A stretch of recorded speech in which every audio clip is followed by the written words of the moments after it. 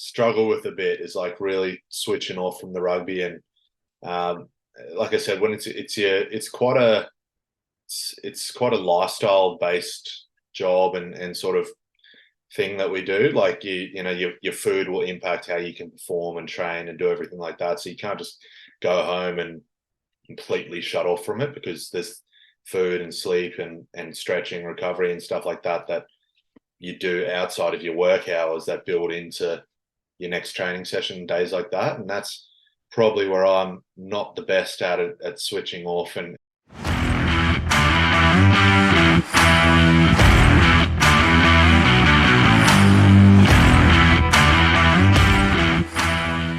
G'day, Liam. How are you? yeah, I'm going well, thanks, Kieran. Been a good day so far. That's nice, mate. How's the weather up there in Queensland compared to down here in Adelaide? Well, I imagine it's a lot hotter. We're sort of kind of doing some preseason stuff at the moment, and it's not as bad as it gets in the middle of a Queensland preseason, but it's hot early, so it's going to look like a hot summer, I think. When it does get into the thick of preseason up there and does get too hot, do you guys start a bit earlier and avoid training throughout the middle part of the day? But yeah, as much as we can. We normally, geez, we try and start our field sessions 8:30ish even in the morning, just to get in, get out as much as we can before the heat becomes such a factor. On the double days, it's tough, and it's been tough in the past years because our gym is just a massive shed. Like, so it just heats up and swelters, and you end up doing the gym at sort of 1 in the arvo, which is as hot as it gets, just so that you're not there all day. But obviously, we've got these beautiful new facilities now, so that'll help so much with the heat factor during preseason and during the year. 100%. So how is the off season treating you, and how's the shoulder coming along? Yeah, it's gone well. I'm sure you can see there's the little Mm. scar from where they opened me up. So I'm about 16 weeks into the rehab. Our goal is to try and get it done in about 20 or so, 20 weeks. So I'm hoping to be able to be fully sort of returned to play by the start of preseason.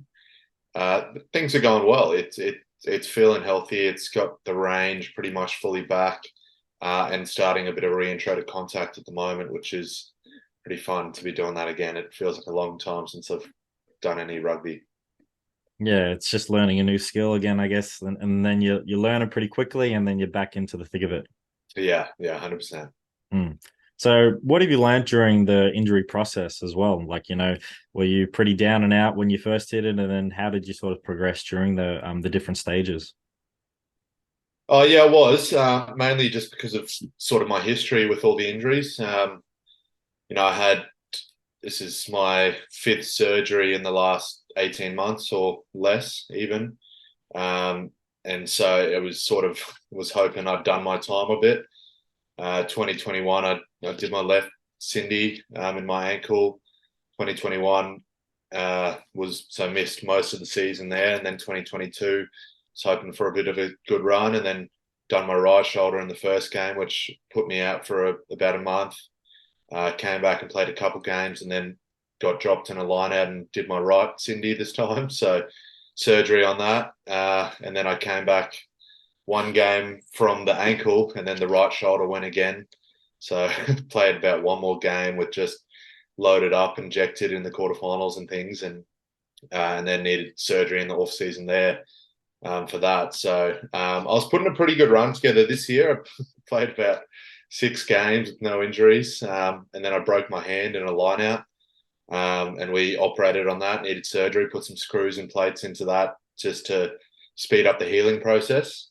And then so I was like, sweet, if I'm going to have any bad luck, that's it. Missed 2 games with a broken hand, and then a few games later, the shoulder dislocates. So I was pretty down and out initially.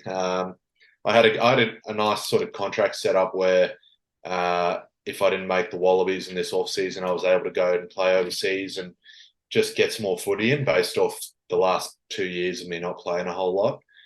So I was really looking forward to either being part of the Wallabies campaign or having the opportunity to go over there. So initially at the start, it just seemed like everything was collapsing, and and yeah, not a lot of fun to be around, I would have thought. Yeah, it's definitely a hard one. Maybe we just got to keep out of lineouts. It seems like lineouts are the correlation to for you getting injured. The Yeah, calls. yeah. Unfortunately, that's that's one of my better parts of my game. So if I cut that out, I don't know what I really offer that much. So Mm. Yeah, it sucks getting injured, and I think people who maybe haven't played the game for a while, or just watch it on TV, you do get a lot of criticism at times for not performing and doing all these things, but it's such a hard sport to play, and unfortunately injuries are a massive part of it, and I don't feel like most people know what that sort of injury process is and how much it sucks, and you just want to be out there playing the sport that you love. yeah, it can take a bit of a toll on you. Yeah, yeah, it's obviously it's you sort of play rugby initially because you love it, and so you want to be out there playing. But then there's that added pressure of when it's your job as well, and then when you can't be out there and help the team that you spend most of the preseason preparing for them. If I've been at the Reds for a long time now, so I've come up with this group of guys for the most part, and you just want to be out there representing your state and playing the game you love and with your mates. And so yeah, it does take quite a toll on you there. But I guess the whole part of it is it's a process, and so you only sort of mope around for the for the initial bits, or that's what I try to do. I had about a week between the injury and surgery, and I sort of tried to pitch in where I could on preview and review and stuff like that for that week. But for the most part, it was like just get your head in the right place, so that once the surgery actually occurred, it was like, all right, I know that I'm building to something now. So yeah, it's really trying to then find, all right, well, what can you take out of it, and what can I do in this next 5 months that's gonna help me be better next year. And So, what has been the focus this off season for you as a rugby player besides focusing on the shoulder? Have you focused on anything else? yeah, I guess a lot of my, as I sort of said, I had both the ankles. I tore my hammy off the bone in 2018 in NRC, but that was a while ago. But a lot of my injuries have been previous to these shoulders have been lower body injuries. And so the easiest thing to do with that is just to try and really bulk up around your chest and your shoulders and things like that.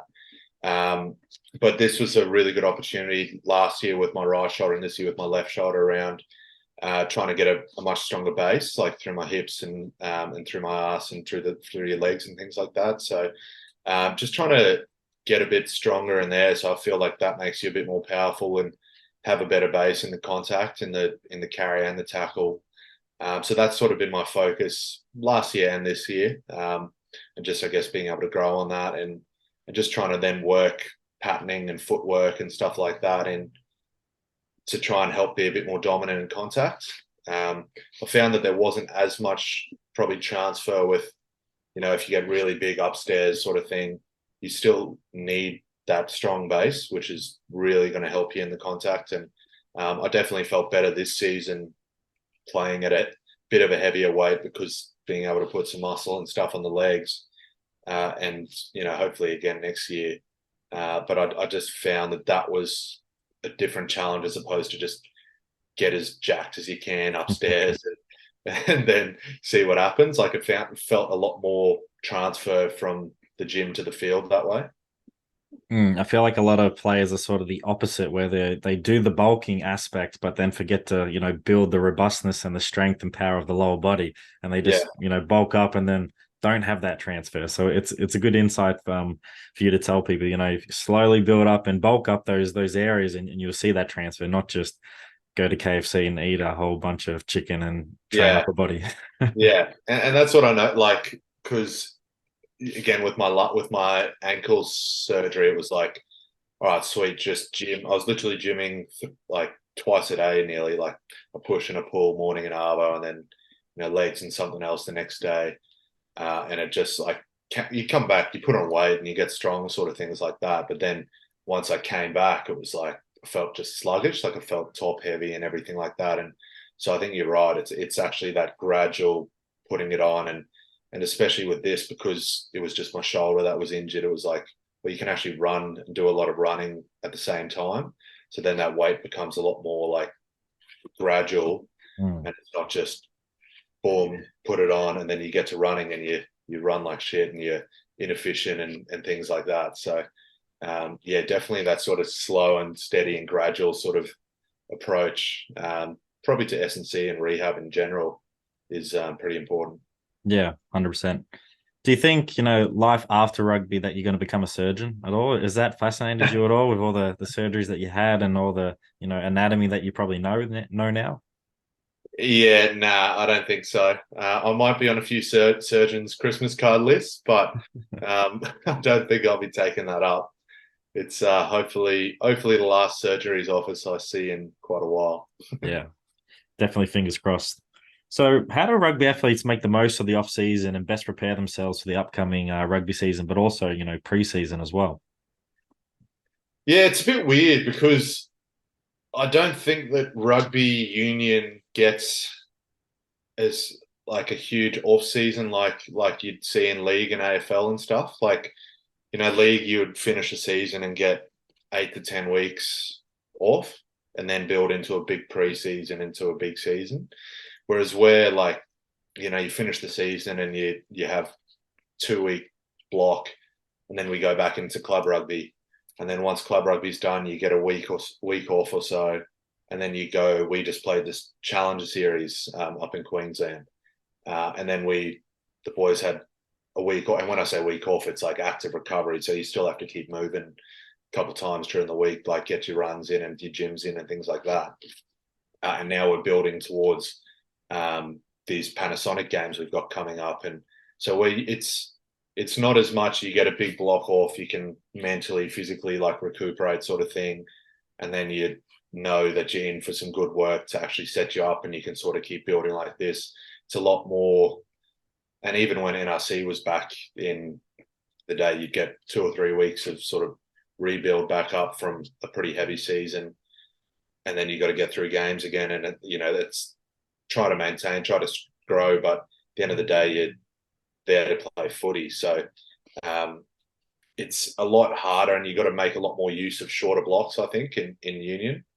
And so like you'd call it the off season now, but we've got games in 3 weeks. And so we're using this next 3 weeks as like almost like a preseason block before we go into those games.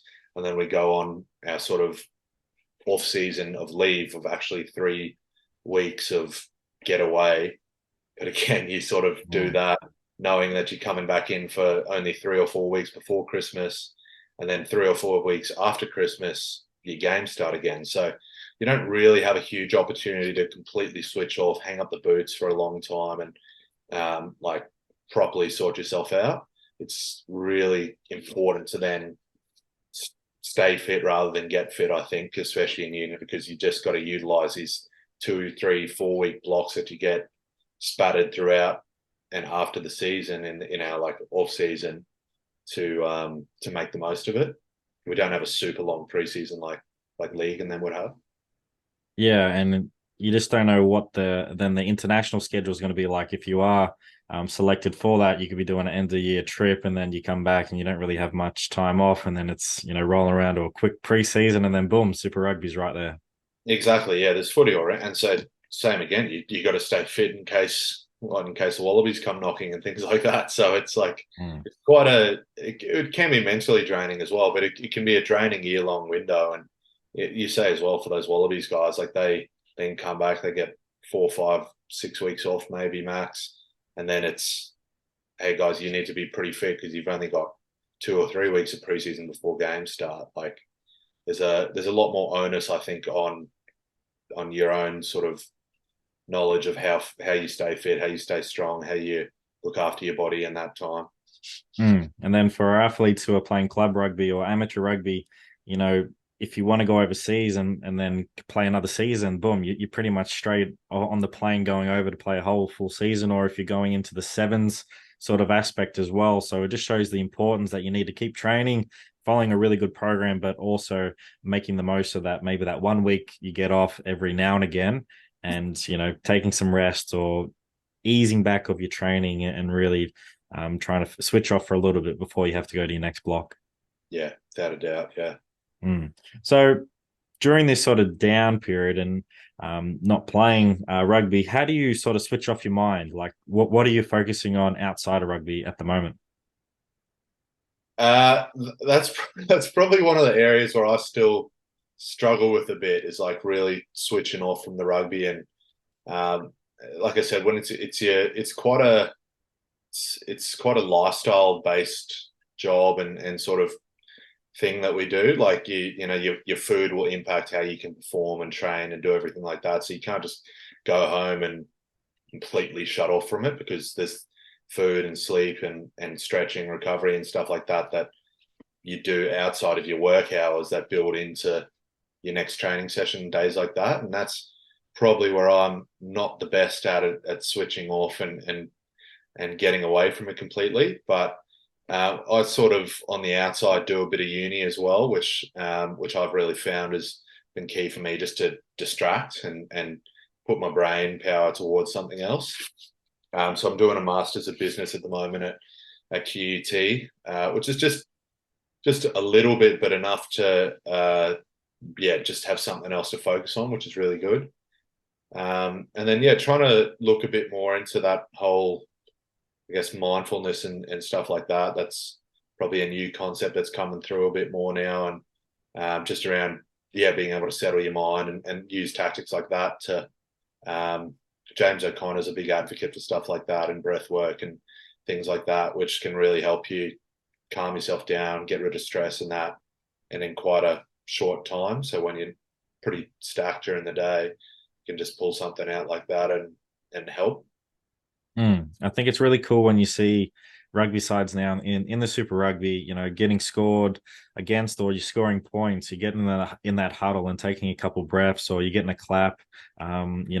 Just stuff like that. I think that's really cool and really unique because the sports in situations that I've been recently, don't know about that stuff and that they don't do that stuff. So it's really cool to bring that over. And I say, this is a rugby thing. I don't know if it's, originated in rugby. It was obviously picked up somewhere else, but it's really common in rugby now. So I think that's really cool. And, just like you said, it's really good to get that mindfulness and sort of switch off for a brief second. But, if you're not training that day and you want to focus on your breathing, it's a good way just to reflect on you and focus on something that we probably don't focus on enough.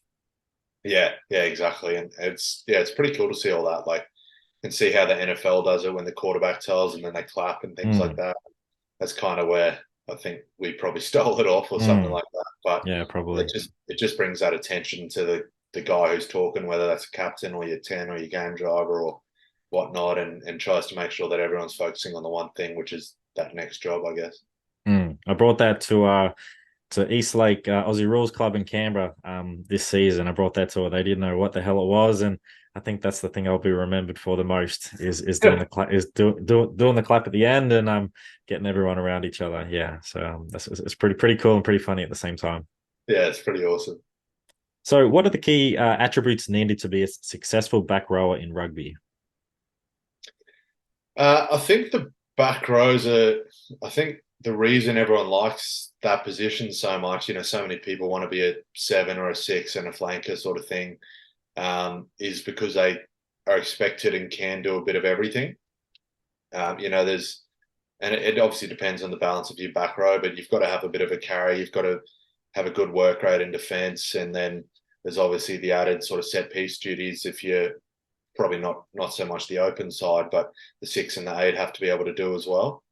Um, so you need to be pretty mobile. Have, I think, in the back row, key is sort of good lateral movement and stuff like that because you're going to be that link and often caught out there with the backs and things like that. So you've got to be able to move with them and keep up with them and yeah, play your hand there. So there's a fair bit to it, and I think bringing that back to sort of a strength and conditioning side, it's finding that balance as well between the size and the speed and the agility and the mobility and things like that. Because yeah, there's so many roles that you need to fill in those positions that it can be quite specialist in that you've got to be able to do all of it. I think it's really cool when you do see the different nations and them playing 7, 6, and 8, and how, say Ireland or South Africa have the traditional bigger type of players compared to what we sort of have now in Australia or even the All Blacks. Normally the 7 and it isn't as big. Like you guys are still massive compared to the rest of us, but compared to some of the Springboks boys, they're quite big. So I think having that versatility and being able to cover all those positions and not getting too fast if you're not the biggest out there, because you could have good lateral quickness, you could have good hand-eye coordination and good passing skills as well. So if you are going to play in the back row, don't be intimidated too much if you're not the biggest out there, because we've seen plenty of athletes who are quite smaller and make a massive impact out there. Yeah, and that's kind of just finding your point of difference, really. Like, obviously you got guys who are a lot lighter, but they've just got that powerful step or that powerful tackle, and they punch well above their weight. You got the Springboks who pick probably less of like a fetcher 7 and go more for someone who can just bully people around the field and add to that sort of size and that bomb squad that they've got. Even Argentina, like they've got their sort of 6 and 7 are quite wiry almost, but super fast on the edge and very good and have a step. Like, so it's really cool how it can change just based on the skills that you bring, and then the balance that brings to your back row, which I think adds a lot to your team if you've got a strong and balanced back row. Do you find there's much of a difference from playing 7 to 6? So if you're selected at 6 one week and then you're starting at 7 the next week, is there much difference to that? Only probably in the roles around set piece. I think at least traditionally it's and sort of the way we play it is that 7 is more defending the back line off line outs and things like that. They get to get off the scrum and towards there, whereas the 6's job is more to marshal the bigger boys inside you and control that blind side edge. And so it can be a little bit more detached at 6, and so then you've got to really, when you get an impact, you've got to really use it. Whereas that 7's got a lot more sort of free roam to chase the ball and to probably get involved a little bit more there. And that's just probably based off traditional ways you go. If that 7's more of a fetcher, they're usually a bit shorter, less of a line out option. But again, I've played it at 7 at the Reds where, I'll be in on the 4-mans because I'm a taller 7 and can jump well and things like that. So again, I think it just comes back down to what the skill sets of each player brings and then how you sort of best complement each other. Like if Fraser, Wilson and I play together, Fraser chases that ball, Wilson and I are more on the edges, and then Wilson does the carries. We've got more of the breakdown and line out sort of thing. Fraser goes for the turnovers and he's a good link in attack. And just knowing how each other play can really benefit that and how your style works between 6 and 7. But I'd say in general play, there's probably not a whole lot of difference, but it's more just around those set piece and restart stuff. It is a really cool, back row that you do have for the Reds with you, Harry, and Fraser there. And Harry definitely loves a carry and is never shying away from a carry as well. So it's really cool to see that. And Fraser, just gun over the ball, and then yourself, you can play anywhere on that back row, and you sort of complement each other really, really well. Yeah, and again, we've played together for a while now, so it's understanding of each other's game styles and then it works with whoever you chuck in there, really. Seru can play a very similar game to Harry, where he just gets lots of carries and that, but he's also got that great Fijian offload game. And, guys like Luke Khan and Scotty in the past. So, that's where I guess just knowing your teammates comes down to it. 100%. So a big part of your game is your engine and your ability to keep going. How have you sort of developed your conditioning over the years to, play 80 minutes each week? Yeah, I think initially I was a lot smaller at the start of my career. I sort of came into the 20s program at Queensland at about 91 kilos, sort of dripping wet. So, whereas now I'm weighing in at about 110 or so. And so like you've gradually, that's what we're talking about before with the gradual sort of had to gradually each year put on 3 or 4 kilos and get used to that and sort of thing. But when I was lighter and under 100 and stuff, I could probably just I just wasn't as heavy, so I could chase the ball all day, sort of thing. Just had a better running fitness game, but then again, I probably wasn't very dominant in contact and would get thrown around a little bit and things like that. And I guess it's now trying to find that balance there. But the thing I've probably learned over the years that really helped with building the engine was how important training can be. Like when I first came in, it was more so, yeah, just get through the training week and then just give it all on Saturday sort of thing. Whereas my first proper experience in a Wallabies squad was in like when I was sort of in the squad in 2019. I realized that like these guys don't just get through the week so that they can play on the weekend. They actually use like every session to build them up and get better and work on their skills so that by the weekend they're peaking instead of just get through and then hope they'll spike and step up like that.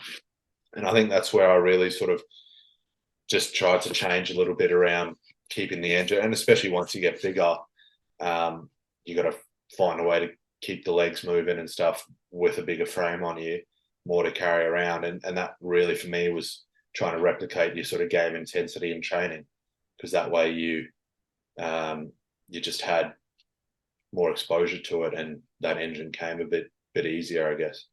Awesome. Who was some of the athletes that taught you how to better prepare yourself during the week to be able to, have your best game on the weekend? I probably remember. I remember watching a lot of Poe in 2019. He was struggling with a few calf injuries and stuff, but when he was in those sessions, he was like the intensity was just full up. Hoops as well is another one who, like when it's time to go in the sessions, can really just go. And then you learn that fine line as well, though, of knowing your body. And Hoops was a great one to see of like when he knew he'd sort of done enough to sort of tick what he needed. That's when he sort of pulled it back and didn't stay at training afterwards for another hours and hours and hours, because he knew that he'd done what he needed to do, got it done in an efficient time, and then it was time to recover, just as important. Marika is another one who was probably him and like Samu were just full blast the whole time at training and things like that. And remember him just exploding into me a few times when I was a young guy, and okay, he's running that hard at training. You can see why he runs that hard in a game, sort of thing. So, yeah, it's pretty cool.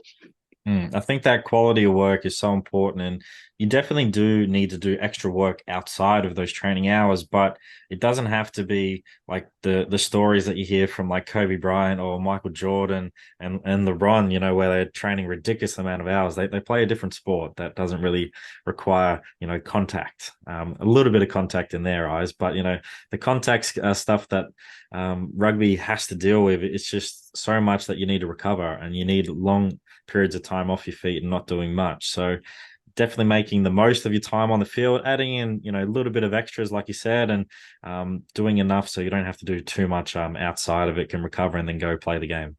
Yeah, exactly. Yeah, I love those stories of all the basketballers, but there's just no way you can physically do that in rugby. Like even during a game week, like you might only get 8 to 12 minutes of proper full on contact for the week to build you up to the game. And then it's like, all right, well, how can you use time outside of that? It's like, all right, well, you can practice your footwork going into the tackle without actually doing the tackle, because you just can't cop the punishment the whole time. Otherwise, you'll fade off pretty quickly. 100%. So what's your approach when tackling the opposition? What are you trying to do and look for? Because, tackling is such a key aspect of our game, but I feel like defense every single year in Super Rugby, but in international rugby, it's just getting better and better and better, and it's getting really hard to score points against opposition. Yeah, well, I think that's because of the tackle, but also then the structures are getting really good. That they're so smart and constantly evolving. But a lot of it comes around the breakdown and then the post tackle. So I guess going into the tackle, you want to try and track them pretty well, and that's where, as I was saying, you can't tackle the whole time during the week, so you spend a lot of time based on your tracking, which lets you sort of, because the attacker's trying to manipulate you and do late footwork on you so that you sit back and they get a weak shoulder sort of thing. So you're trying to keep your feet moving, getting close to them and get that foot in as close as you can, so that then you can explode through the tackle and hit them. And that's where you can just practice those little things off it. So I think the main thing with the tackle is you're trying to read them and see where they're going to be and stay with their hips, because that's really where you're going to hit. But that's where I guess the complexity of rugby is. They can play out anyway. They can pass the ball to someone else. They can kick through. They can do all those things. So that's where you've really got to keep your head on a swivel there. But the reason I think defenses are getting so good is that then the tackle, and something that we try to talk about a lot, is like you're not always going to get a perfect tackle where you butts the guy and send him backwards and things like that. But it's if you can then get effective, track him well, get in, get a nice hit, but then it's what you do afterwards. It's like, can you hold him up? Can you get him to the ground quickly and then get yourself back up and create a nuisance at the breakdown? Because the defenses that do well allow themselves to slow the ball down so that they aren't getting really quick ruck. And then you pull back, give yourself 5-6 seconds, which sounds like not much, but it's a luxury in rugby to then set yourself to go again. And that usually leads to a cycle where if you get a good hit, slow the breakdown, lets your D-line set, and get off the line, you can get another good hit, and it sort of spirals like that. And then, hopefully they kick the ball back to you, or you get a turnover, or they make an error or something like that.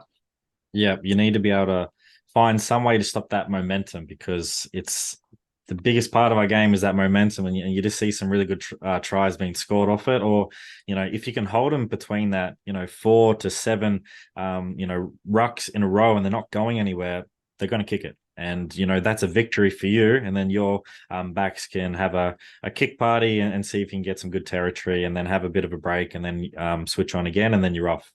Yeah, spot on. So what's your approach to jackling the ball as well? So you've made a good hit, you've gotten up, or you're coming around from a different breakdown. What are you trying to look for, and how do you know when to go for the ball and then not go for the ball as well?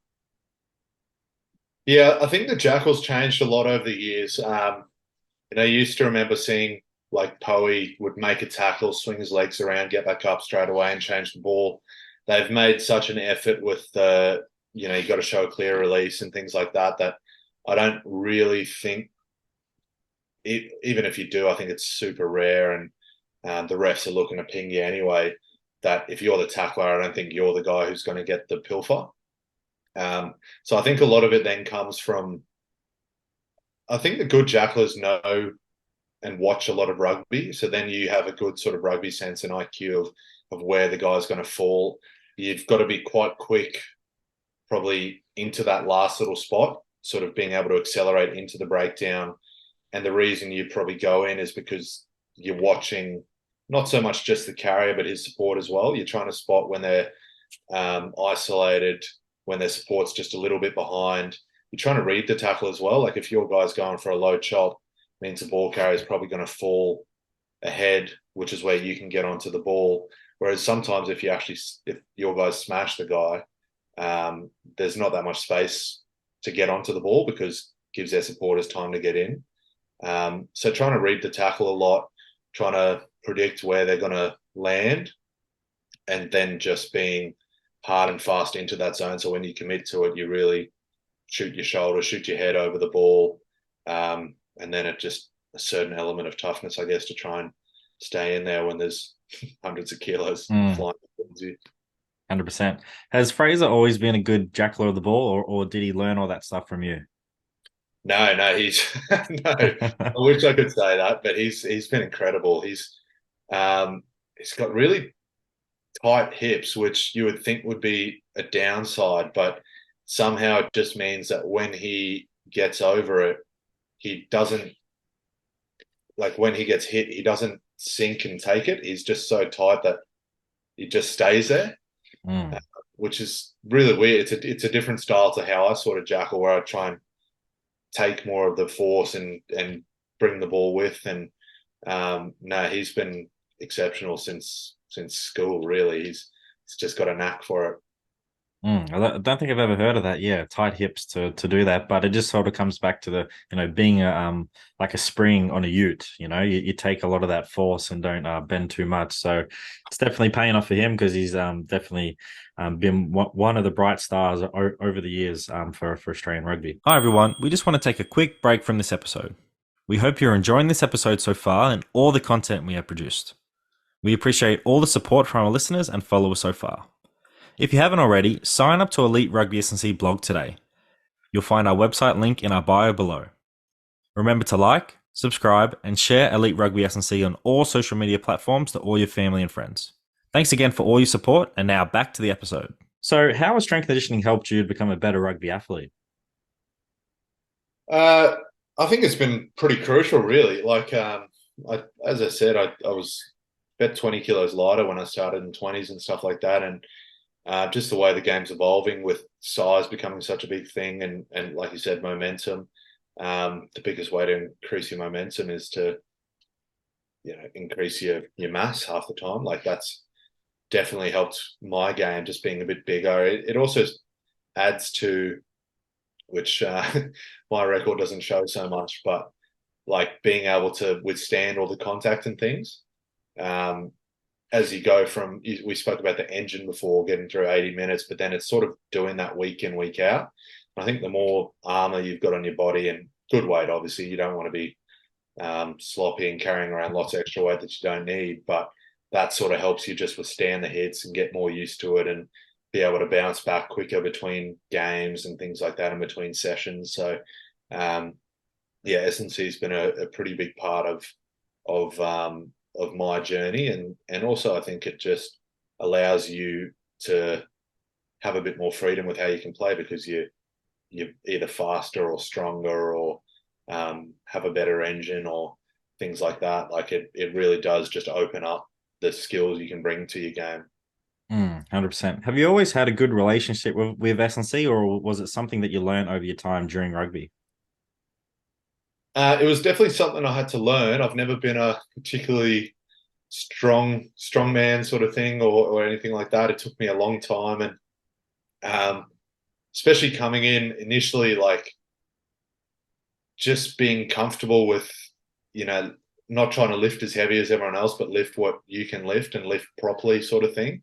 Like I found that was a massive learning and probably a bit of like an ego thing at the start. Was like you'd come in a bench and guys sort of, when I first came in, like all the big dogs would sort of load up 60 just to warm up, and I was like, 60 is like nearly my maxing out for me. So, but I didn't want to pull off their weights to put mine on, and eventually sort of just got over that. You're like, I'm not going to get better unless I sort of keep lifting and do it consistently, and all those principles that we talk about. But yeah, I had to grow to sort of realize how important it could be, and then as you sort of saw some results, you sort of realize and you put more attention towards it, and just having a good relationship with the strength conditioning coaches too, because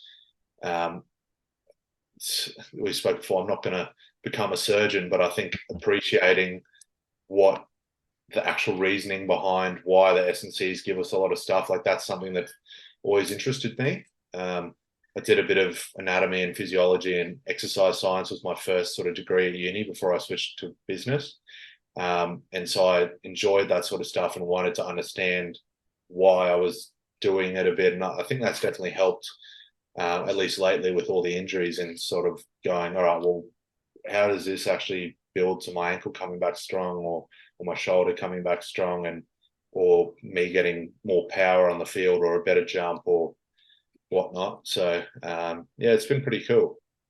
I think it's everything that you spoke about that we learn over the journey of as rugby athletes. So most people are going to have a strength conditioning program, which is pretty cool, and you learn all those little things, and you learn how to come back better, and make sure that injury doesn't happen again, and it's so crucial as well. Whereas if you're programming for yourself and you don't have that good knowledge and understanding, then that injury is probably going to come back, or you probably won't come back from it 100%, and something else might pop up as well. So it's cool when athletes get an interest in it and want to learn more and understand it, because that makes our job so much easier as S&C coaches, because our end goal is to make sure that you can program a program for yourself, and you don't need us there all the time. It's just you like us there for our good conversation and the music that we bring to the gym. So it's definitely good when you take some ownership of your S&C program and want to learn as well.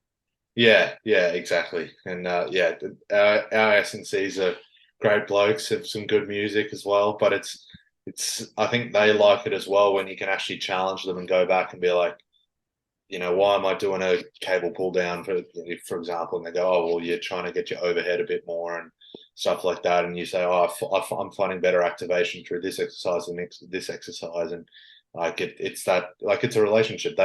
You guys want us to do well, and we need your help to do it. And you build a lot of trust off that too. 100%. But it is definitely a rugby thing that, putting 60 on the bench is a warm up. It's like putting 100 on the bar for a squat or a deadlift. That's just a warm up. And then you get into your working sets. It's definitely a Yeah. rugby thing. No, no, and you got to push the ego aside and say, "Sorry, guys, I need 40s on today or something." And yeah, Yeah. it's took a bit of learning. Yeah, 100%. So, what were the key takeaways from the Super Rugby season this year for the Reds, and what are you looking forward to for next season? I guess the key takeaways for us were like that we can be a really good team when we're disciplined and can stick to a structure sort of thing. We the annoying thing is we probably shot ourselves in the foot a lot. We lost games that we shouldn't have. The one that really sticks in mind is that Melbourne game down in Melbourne where I think it was 40-34, and we had a 14-0 lead. We were cruising, and then suddenly they just scored 26 points or something like that, and we did well to fight back into it. But it's just letting our foot off the throat through ill discipline, through lack of detail, stuff like that really hurt us, and that's unfortunately sort of been the picture for the past probably 2 years, is like we're the ones causing us to lose instead of just properly soundly being beaten sort of thing. um, and that's where I think the good games we had this year, probably both games against the Chiefs, the first one where we won over there, was just sticking to a game plan. We didn't give away heaps of penalties. We stuck our tackles. It wasn't anything complicated. We kicked well. And then in the second game where they beat us, but it was like the same thing in the quarterfinals. They beat us, but we played a great game plan. We executed. We kicked well. We didn't give away lots of stupid penalties. We stuck most of our tackles. We did things like that. And if you get beaten that way, that's where at least you can go, oh, fair play. They were better. And so what we're hoping for next year, I guess, is to cut out that bandwidth of good games are here, bad games are here, to more, we can guarantee that our games will sort of be in this sort of high end zone, and that'll come, I think, with it just a bit of detail and clarity there, which we're excited for Les to bring. 100%. You definitely want to, be consistent with those performances, but that performance the second time around against the Chiefs, you want that performance throughout the whole season, that even though if you play like that, you're still going to win those games as well. And I think that's where you see a lot of those good Super Rugby sides and good international sides, is when even when they're having a down day and the other team's playing really, really well, they can still get out of that game and still win. So it's going to be really exciting to see what the Reds can bring next season, and under a new coach as well. Yeah. Now Les has been great so far, so really excited, and obviously we've got the new facilities too. So it's a lot of exciting things happening up here. We just got to capitalize on them, I think. 100%. But it is great to see more facilities being built so that you guys can do the best that you can. And then also for the women's game as well, it's really cool that they get access to it and can start to really, really push to become full-time athletes one day soon. Yeah. They're in our gym a lot, and they're great athletes. Like, so I think the more facilities and resources and time they get to sort of train as much as we do, we'll start seeing the results soon. 100%. So just moving on to leadership, what makes a good leader in your eyes? In my eyes, a good leader is someone who does what they say they're going to do, and tries to lead by actions. Like, I don't think a leader is someone who tells other people what to do. It's more so does it themselves, and then they don't ask people to do things that they wouldn't be willing to do themselves. Is what I think a good leader is. I think it's something that you have to do. It's hard. It's very easy to say go do this and you'll get this, and you definitely got to put yourself in an uncomfortable position and experience that, and then share your story and share your insights to that person. But definitely leading by example. You can't go wrong by doing that. Yeah, it just builds that trust within the group, I think, and shows that once it gets down and dirty, you're going to be in there with them and helping them out, and putting your body on the line and things like that. And It builds that trust and that respect, and then it hopefully they're more likely to reciprocate, and that just builds a good culture and a good sort of system, I think. 100%. Who has helped you to become a better leader? Thorny was a big influence on that. One thing he really was good for was the mental side of the game and leadership and things like that. And one of his sayings was, make sure your own backyard's in order. And obviously the easiest, that's where it's probably been a challenge, the leadership, the last sort of few years as well, is it's very easy to keep your own backyard in order when you're playing, and especially when you're playing well.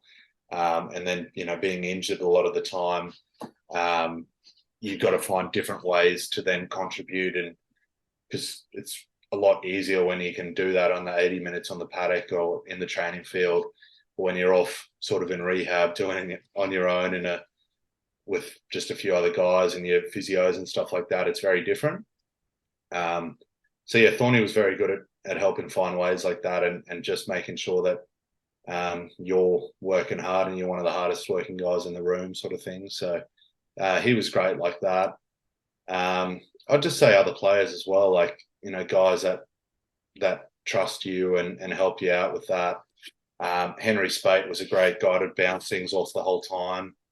Lukan Salakai Loto was, one of my best teammates ever. He was just, always looking for ways to make the team better. And something I learned a lot from him was not being afraid to call things out. Like, sometimes you want everything to be happy and good and things like that. And, sometimes you just need to call out shit if it's shit.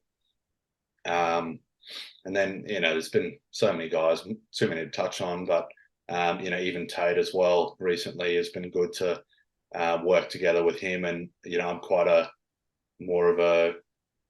probably a calm and controlled sort of voice of reason sort of thing the whole time, whereas he can get quite, he can use his emotions really well to sort of G guys up and things like that, and just learning when is the right time to like just show that emotion and get the team inspired and sort of things like that. I think the whole thing's just that bit of a growth mindset, and knowing that you can learn a bit from everyone, you can take a bit out of everything, and then it's just up to you whether or not to apply it to you and your game. 100%. How do you continue to develop your leadership skills as a captain now? Probably just that last thing I touched on, where wanting to have that mindset of keep learning and keep doing things.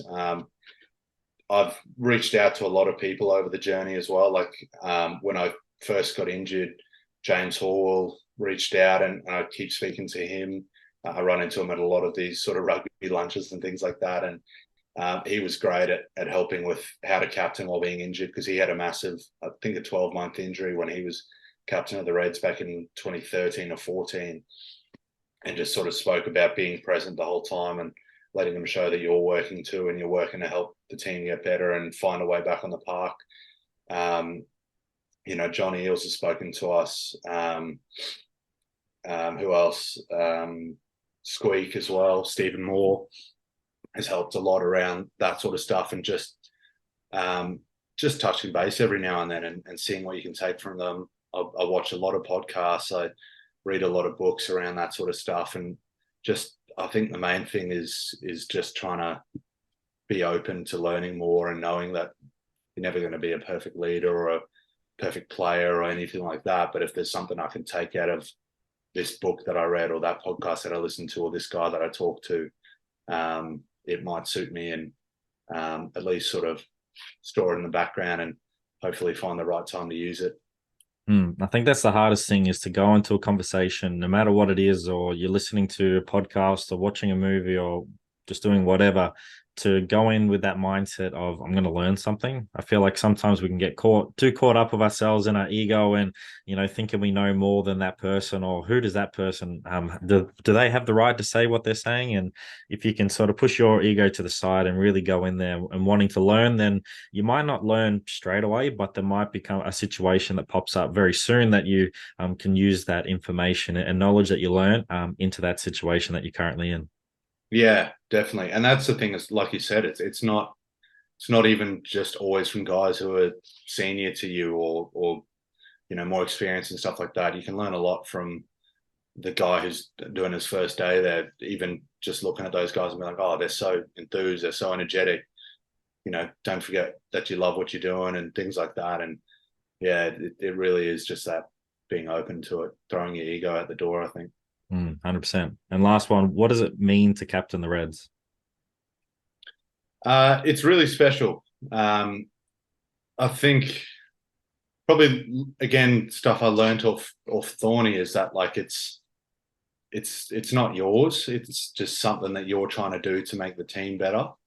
And I think that's something that I can always hopefully say when I look back at my career and my captaincy and stuff like that is I've never done it for personal reasons. I've done it to try and make the team better and help the team grow to a state of success. And so yeah, it's really special. It's an honor. I know how much it means to a lot of people, and it means a hell of a lot to me as well.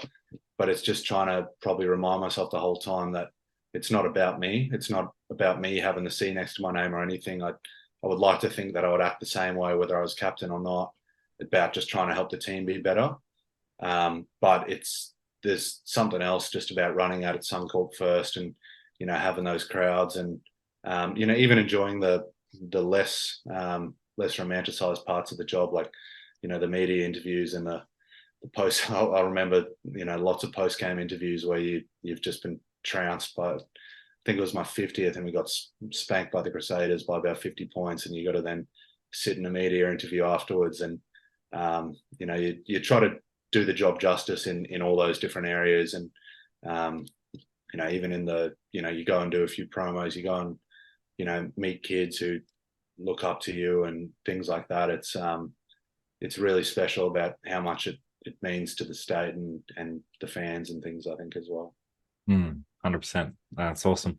So moving on to the short and sharp questions. So it's up to you how much detail you want to put into these ones or not. Yeah, we'll just get straight into it. So outside of rugby union, what sports do you like to watch and keep up to date with?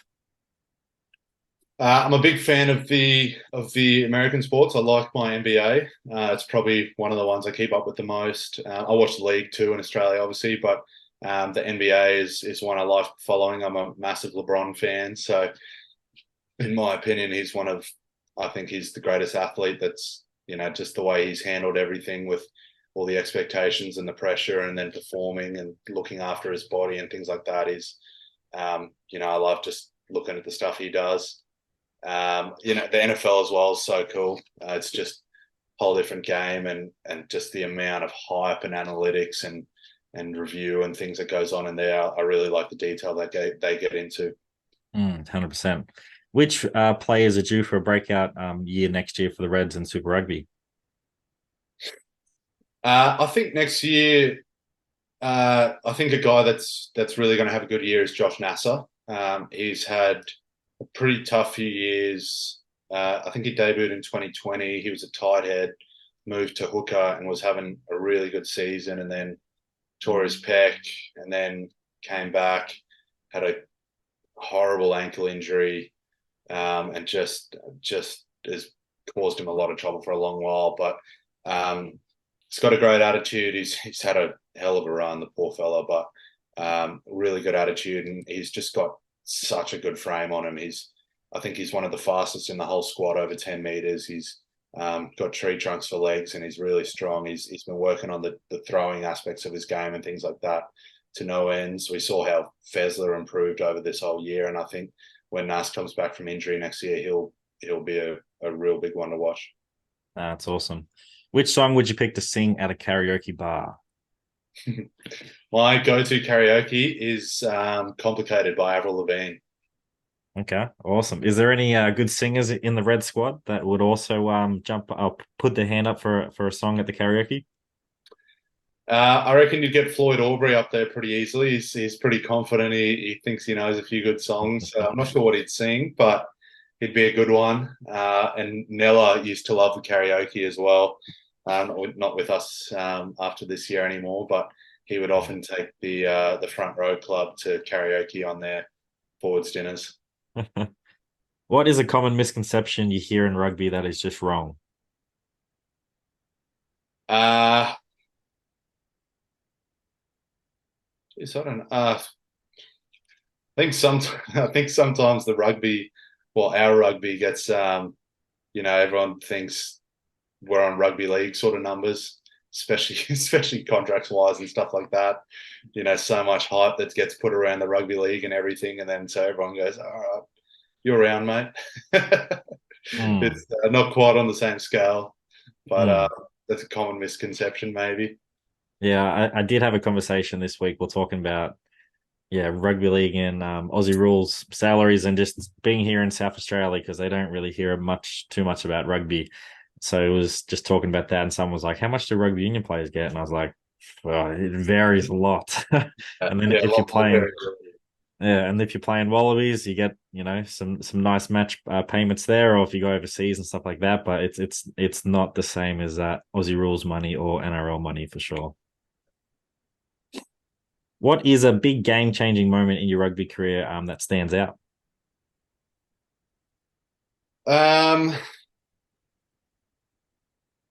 the oh, a game changing moment from I guess was probably in 2020 when I got made captain. I guess it was probably quite unexpected, especially in terms of sort of the media hype and things like that. It was probably expected that it would go to other people instead of me. Um, and then we started off. We got about 7 games in before COVID cancelled the comp, and we got very close on. I think we got 5 losing bonus points on out of those 6 games. But then on our 7th game, we were versing the Bulls at Suncorp, and we were 19-0 down. Um, and it wasn't looking good. And then I think for me, it was just tried to play as hard as I can, sort of thing, but made one or two quite telling plays that helped just get us a bit of momentum back. And then we ended up winning 41-19 in the end. So put on 41 unanswered points. And I think to me, that probably just helped prove to myself and probably to a few of the doubters as well that, I sort of had that captaincy material and wasn't just some bum filling the jersey. So I think that was probably where I stopped worrying as much about trying to be this perfect captain and everything, and rather reminded me to focus on letting my game do the talking. 100%. Who is the biggest pest on the Reds and why? His biggest pest probably Matt Greeley and in the backs, and then Dane Zander. I reckon he throws a few barbs and stirs the pot a little bit. And Greeley's just he's just a different. Fair enough. If you could have a gigantic billboard anywhere with anything on it, what would you have it say and why? Uh, okay, difficult. Far out. I've got no idea. Um, I'd probably have it at East down at Tigerland. Um, or maybe at a different club. I'd maybe have it at Brothers, and I'd have it just a massive Tigerland logo, just at Brothers, just to remind them. That's always nice. Any book recommendations that people should read? Yeah, Atomic Habits, I think, is a great one, especially if you're trying to sort of. I just found that was so good and so easy to apply in real life. It wasn't just, oh, if you do this, it'll be nice. It was, here's how it's actually easy to implement. And yeah, Atomic Habits was a really good one for me. 100%. And what is a highlight that stands out in your playing career so far? Probably the highlight of my playing career was in 2019. We played the Sharks in Durban. And I'm South African originally, born in Durban. It's just my mum, my dad, and my sister who live in Australia. All the rest of our family's still in South Africa. And that was the first time I've ever played footy over there, played in front of them, sort of thing, played a game for them at all. The Reds hadn't won there for 15 years, I'd say, hadn't beaten the Sharks for a long time as well. And we won that game. I got our man of the match and sealed the game with the Sharks were trying to attack our line to draw the game, and got a sort of a match-winning pilfer that I guess kept us in it. So in front of my family, it was just like, couldn't script it. It was just unreal. Nah, that's awesome. So who should be my next guest on the podcast? Is there any athletes or coaches that should jump on for a chat? I don't know if you've got Damien Marsh on the potty before, Yeah. but he's our strength and conditioning coach, and he's excellent. He's got about 25 years of experience within rugby. He was down at the Brumbies. I'm sure Ben would know him. But he's just one of the best coaches and strength and conditioning coaches you've ever seen. He's a great coach, but his sort of background and theory, and he's also just got a great way with the guys. So we love him up here, and yeah, he's incredibly knowledgeable on all these topics. So I think Marshy'd be a good one. Easy done. I'll reach out to him. So where can listeners find you on social media if they want to keep up to date what's going on with you? I'm on Instagram at liamwrongazwright. Don't have a huge Instagram presence. I'm not very good with all the posting and stuff, but throw up a few fun stories every now and then, I guess. But can reach out to me on there if any questions. Easy done. So thanks for joining me today. It's been awesome to, meet you and understand your story and for you to share all your rugby knowledge. It's been awesome. So thank you very much for doing that and taking time out today. All the best for the shoulder, and I'm really looking forward to the Super Rugby season next year. Yeah, so am I. No, thanks. It's always fun talking through this sort of stuff. Thanks for tuning into another episode of Elite Rugby SandC podcast. Remember to like, subscribe, and rate Elite Rugby SandC on Spotify and YouTube, and make sure you follow us on Instagram. Sign up to become a beast via the link in the description or via Instagram page. Also, don't wait, make that good decision and join Elite Rugby SandC today and take your game to the next level.